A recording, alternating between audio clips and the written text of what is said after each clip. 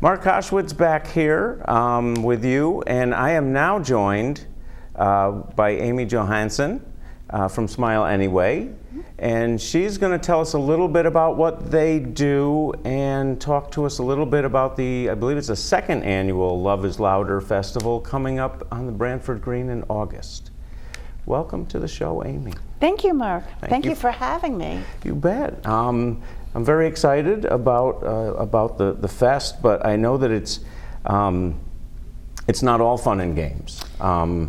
So maybe for folks who aren't familiar with Smile Anyway, maybe you could let us know, what Smile Anyway is and what the mission is, and then we certainly can talk about the.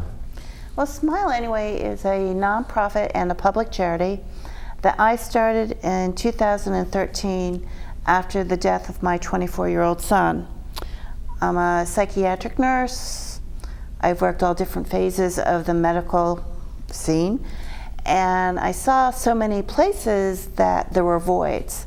So Smile Anyway is building a recovery resource community center for the Shoreline, so that we can provide services to someone who's looking for recovery, like a rehab, or families that have an active loved one that or someone in recovery and they need to set healthy boundaries. Also adolescents, we really want to work with them to start creating some self-confidence and giving them coping skills and life skills, because what they deal with today is so different than what we grew up with. Right.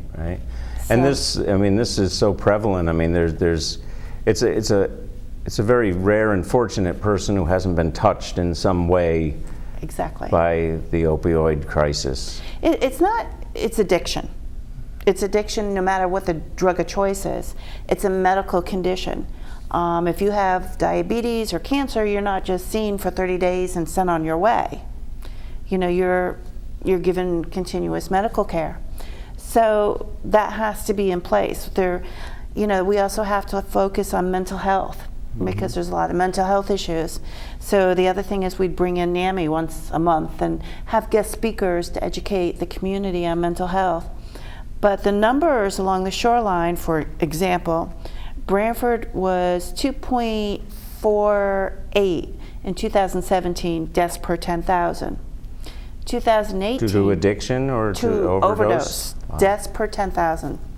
So then in 2018 the state average was 2.55, but Branford went up to 2.85. Wow. So whether we want to acknowledge it or not, there is a problem. There is, and it seems it's going the wrong way. It's going the wrong way, and someone has to speak out for the people who can't speak anymore, like my son and all the other people who have died from overdose. I mean, someone has to and bring awareness and educate and start creating a more compassionate and caring community. That's what's needed. And you're tying in your son's love for music, which I think is amazing. That's what we shared. And the buy-in that you've gotten from so many amazing local and regional musicians. That are going to all converge on Branford Green. My network is growing. But music is a universal language. So what better way to spread a message than through music? We just had a big benefit at Toad's, Heartbeat for Recovery. I would be talking to someone who had lost their child, they're crying.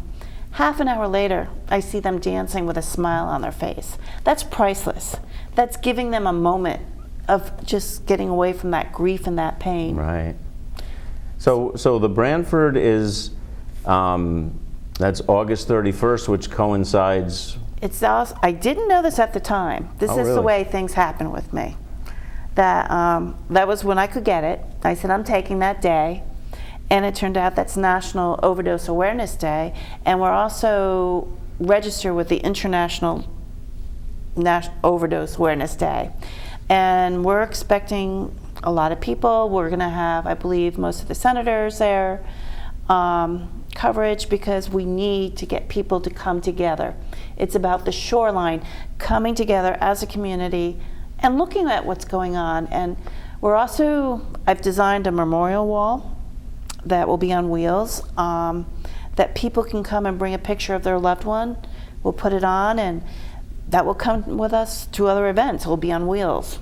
Nice. Yeah, it's about just showing love and compassion and caring and respect. You know, we can agree to disagree, but that doesn't mean we disrespect each other. And there's so much of that today that I think if we can just be positive and not punitive, that we all learn from our mistakes, we're going to be a happier group of people. And music can be such a powerful unifying force. It's very powerful. And I love that there's a couple for folks who've seen this show. We have Creamery Station on there who's been on. We have John Spignesi Band who's been on. Yeah. Lots of, I mean, Jen Durkin is amazing. All these people are coming together because they've been touched in one way or another. You know, and this is a free show. We have food trucks, we're having education, we're having kid activities, curious creatures, face painting. It's about a family coming together as a community.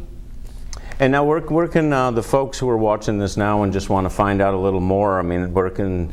Well, you can go to www.smileanyway.branford.org. My story is out there. I have no shame. I have, you know, this is what I am. I speak from my heart. And I just hope that people realize that having a stigma, judging others is not healthy. I agree. The other thing I don't do is I don't pass out pamphlets like most people from the clearinghouse. I have a little comic book I give out because we have to think out of the box. It's not like it used to be. We have to think progressively because these drugs are becoming progressive. Mm-hmm. So it's about saving lives, making a difference, not judging, and caring about each other. Well, thank you so much for all you're doing. Thank you. And all you folks, Branford Green, August 31st. 10 a.m. 10 a.m. we kick off. 10 p.m. we maybe end. Thank you, Amy, for coming down. Thank you so much. I appreciate it.